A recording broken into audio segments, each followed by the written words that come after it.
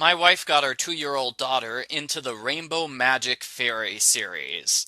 In other news, my wife is going to be sleeping on the couch for a while.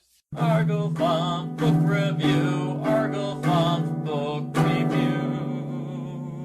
Rachel Walker is going on vacation to Rainspell Island. She sees a girl who's staring at the rainbow. The girl introduces herself as Kirsty Tate. Rachel and Kirsty become friends immediately. They explore the island together and try to find the end of the rainbow. They find an upside-down pot. It's not filled with gold. It's got something better. It's Ruby, the red fairy. Ruby wears red clothes. She and her 6 sisters make up the entire rainbow. Yes, there are 7 rainbow magical fairies. Buy all of their books today.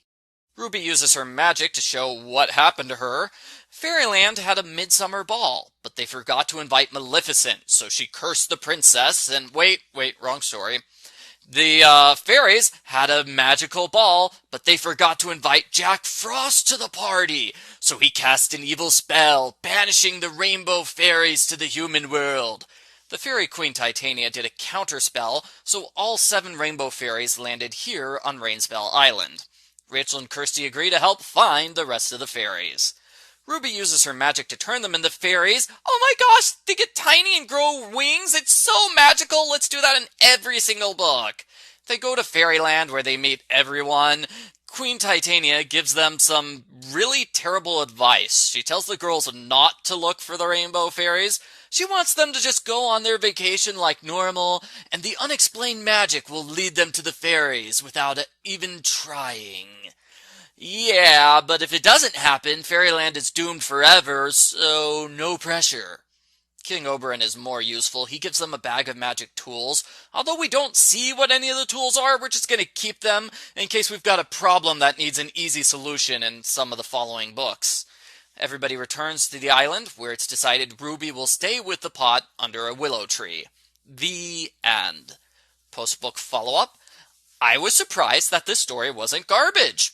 I am sick to death of the story. I've heard it over a dozen times. They recap it at the start of every following book. But by itself, the story wasn't bad. It was kind of neat seeing Fairyland. I can understand why young readers might be enchanted by this magical book. Now, if we're going to talk about the plot, not much happens. Rachel and Kirsty meet each other. They find Ruby under a pot in Chapter 2. The rest of the book is Ruby's backstory. I was kind of surprised to see that Rachel and Kirsty have distinct personalities in this book. That was good, but don't get used to it. They will become generic idiots who are easily impressed by how magical fairies are. Overall, this was a surprisingly strong start to the series. In retrospect, I should not have been so surprised that the first book of the series is actually kind of halfway decent. If the series had started out awful, then I guess it wouldn't have continued for another 200 books. It seems kind of unfair to rate these books out of 10, so I'm just going to have 3 different scores for this series. Thumbs up, it's an okay book, it's good. Thumbs down, it's trash, it's garbage, don't read it. And sideways thumbs up means I was ambivalent about the book.